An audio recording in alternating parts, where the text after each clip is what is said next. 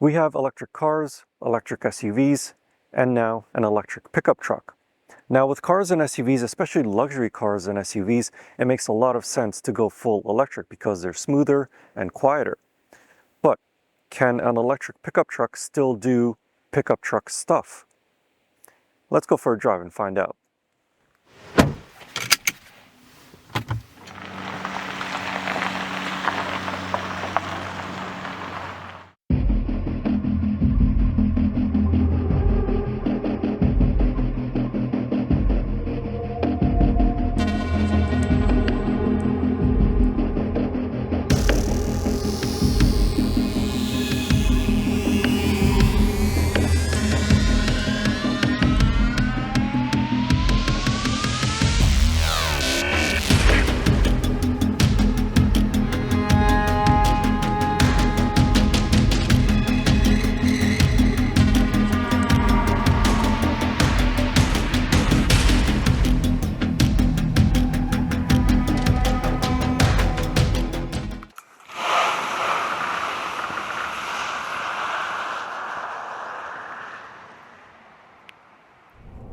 Like many other electric vehicles, the F-150 Lightning is powerful and fast.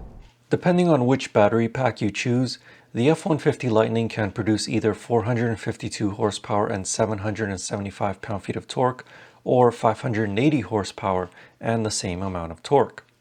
This demo vehicle is the latter with the larger battery. Driving range is either 386 kilometers with the standard battery and 515 kilometers with the extended range battery.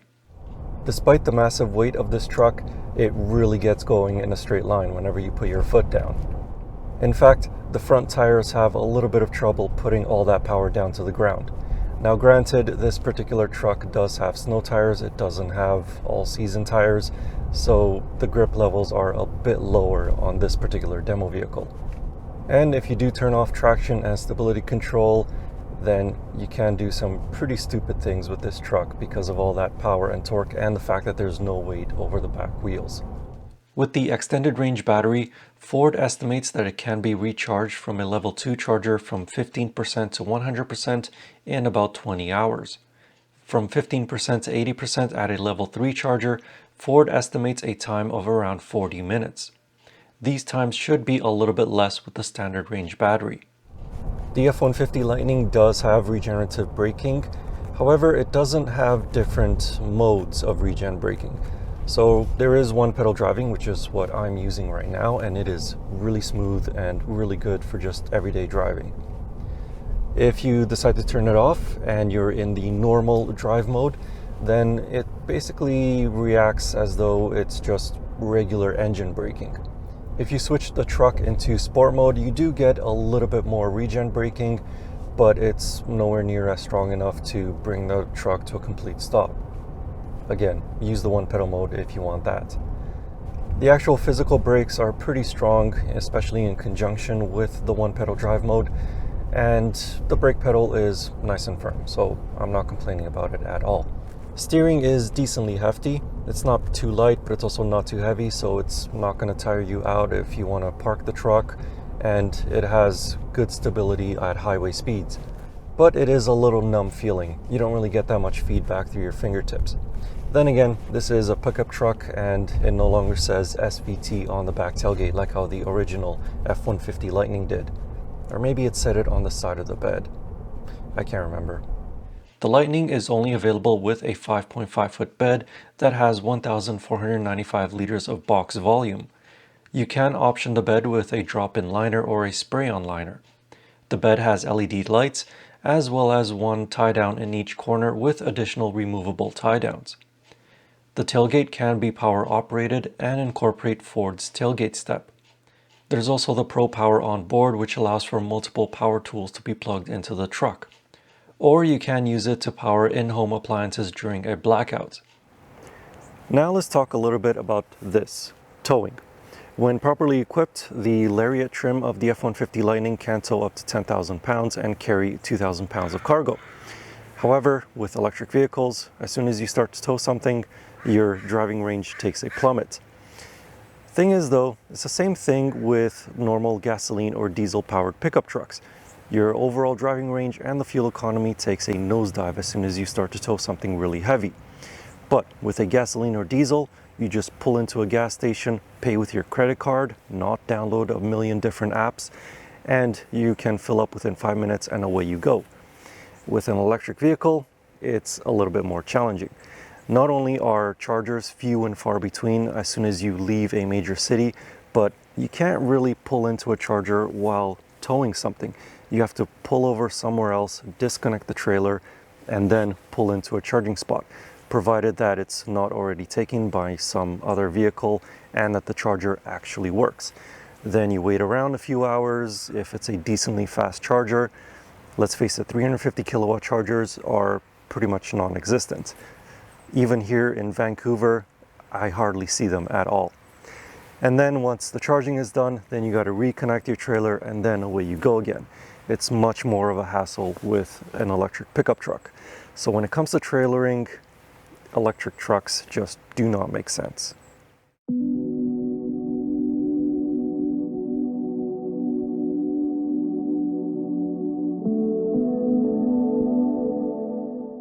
One of the big changes to this Ford F-150 Lightning, in terms of the suspension that is the fact that it now has fully independent suspension. There's no more solid rear axle in the back. What that means is that the ride is pretty comfortable. It doesn't have air suspension like the Ram 1500, but even without it, as you drive over a bump, you don't feel the harshness of that bump as you would in a truck with a solid rear axle. Additionally, because it is electric, it is really quiet in this cabin. There's absolutely no noise from the powertrain. You don't feel any vibrations from the powertrain, and it's just really smooth and really comfortable. There is one thing that you may feel, and that is when you're driving at really slow speeds, like parking lot speeds, and you just go on and off the accelerator pedal, then you might feel a little bit of play from the electric motor and the drive axles. I think that's just slack in the system. It's not like a really big shunt, so you're not going to have any sort of whiplash or anything like that, but you may notice it. Because this is a large American truck, there is a lot of space inside the cabin. I am 6'4", so above average in height, and yet I feel small inside this F-150 Lightning. Plenty of leg space, I can move the seat further back, and I have plenty of headroom. And this seat is in its lowest position, but I still sit really high up, so I have excellent visibility out the front, out the side, and even out the back. I can easily see over smaller cars and SUVs.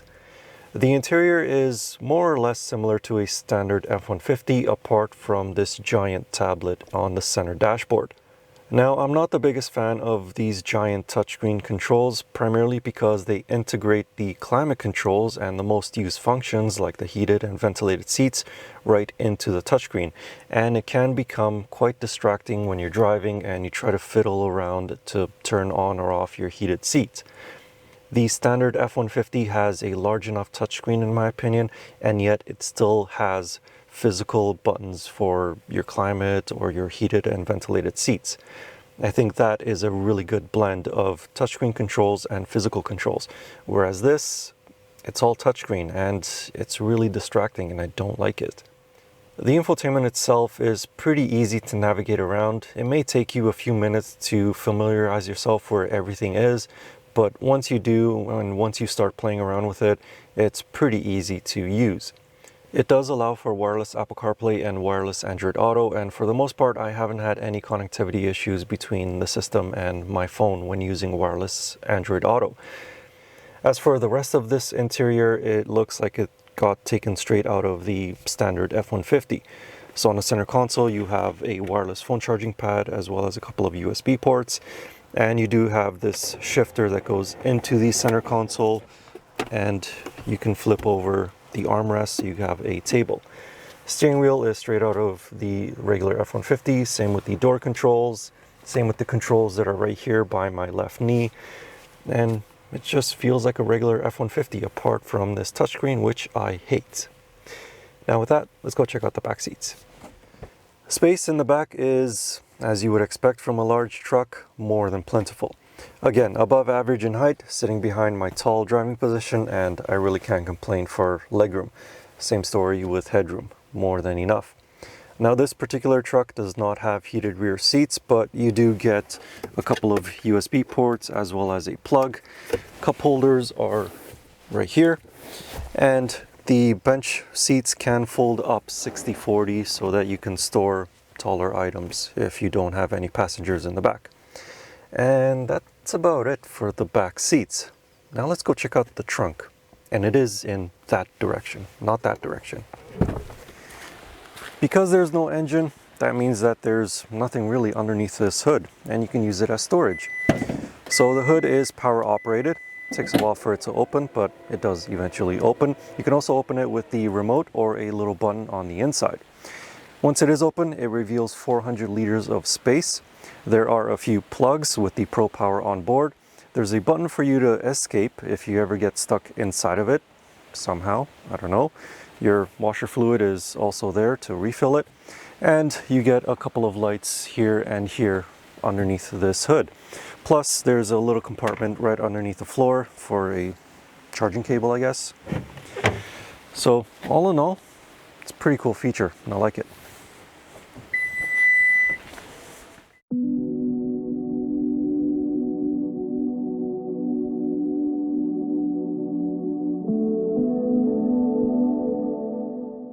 There's no other way to say this. The 2023 Ford F-150 Lightning is an expensive pickup truck. Here in Canada, it starts at $79,000 Canadian for the XLT trim with the standard range battery. In the United States, there's a lower trim level called the Pro, which starts at around $60,000 American. This demo vehicle that I have is the Lariat extended range, and it has an as-equipped price of around $110,000 Canadian. This Lariat trim is not fully loaded, but it still has a lot of convenience features in it. Heated seats, heated steering wheel, surround view cameras, front and rear parking sensors, dual zone automatic climate control, wireless phone charging pad, and so on. But more features such as ventilated front seats, massaging front seats, heated rear seats, panoramic sunroof, 18-speaker B&O sound system, and many more options can be added on. There are also a few things built into this infotainment system to help the driver with towing, payload, and just driving the truck. So if you go into the settings, and at the very bottom you have Smart Hitch, which will help you connect a trailer and also do a light test. There's onboard scales, which will actually sense how much weight there is into the back of the bed or even in the trunk. There's zone lighting, so you can turn on different lights all around the truck to help you see better at night. And there's also Blue Cruise. This is Ford's version of a semi-hands-free driving aid that works on most highways. Now, when I previously used Blue Cruise in the Ford Mach-E, I haven't had any issues. But in this Ford F-150 Lightning, it doesn't really seem to work with the hands-free portion of it. The adaptive cruise and keeping the distance between you and the car ahead works just fine, but the hands-free system doesn't work. It always tells me to keep one hand on the steering wheel. And I did look through the infotainment system to see if I have the hands-free option selected or not, which clearly I do, and yet it still asks me to keep one hand on the steering wheel. Now I have checked online to see if I was doing something wrong, and what I did find is that if you go to General Settings and About Sync and look down here, hands-free driving mode available through the 13th of April 2023. Today is the 14th of April, but I did try Blue Cruise a few days prior, so this should have worked, and yet it didn't. I did also check for software updates, and there are none. Doesn't let me update whatever this is, so I'm assuming that this particular demo vehicle does need to go to the dealership to get some sort of updates. But like I said, in the past, in the Ford Mach-E, I have had it work, but with this particular demo vehicle, Blue Cruise just doesn't work as it was designed to with the hands-free system. Beyond Blue Cruise, the Ford F-150 Lightning comes equipped as standard with every safety feature in the Ford catalog. Automatic emergency braking, lane departure with lane keep, blind spot sensors with rear cross traffic alert, and many more features. So does an electric pickup truck make sense? Well, firstly, looking at the F-150 Lightning as a piece of engineering, I think that Ford did a really good job on it. It's plenty powerful, enough driving range, really quiet and smooth. The interior is spacious and it feels like an F-150 in there, apart from the giant tablet, which I absolutely hate. The bed is big enough and it can tow a lot of stuff, but it can't really tow for that far. And that's the thing, if you plan on using the F-150 Lightning as a traditional pickup truck, as in towing often and carrying a lot of stuff often, then you're far better off just buying a traditional gasoline or diesel powered truck. You can use the F-150 Lightning as an everyday runabout within a city, but you're better off just getting an electric SUV because this thing is very expensive and you'd be saving a lot more money with an electric SUV. So that's the thing about the F-150 Lightning. It's really expensive and the infrastructure, especially in more rural areas, just can't support something like this, especially when you're towing something. If I had the money to spend on a truck that costs as much as this, I'd personally be spending it on the Ford F-150 Power Boost. I think it's the best of both worlds. But that's just my opinion. What about yours? What are your thoughts on the F-150 Lightning? Let me know in the comments. And if you'd like to know more about this Ford F-150 Lightning, I wrote a more detailed review of it over on my website. You can find that link in the video description or click on the pop-up banner right up there. And as always, I will see you in the next car or truck, or most likely it'll probably be an SUV next time. Anyway, thank you for watching. I hope you enjoyed this video as much as the crows did, and I'll see you next time.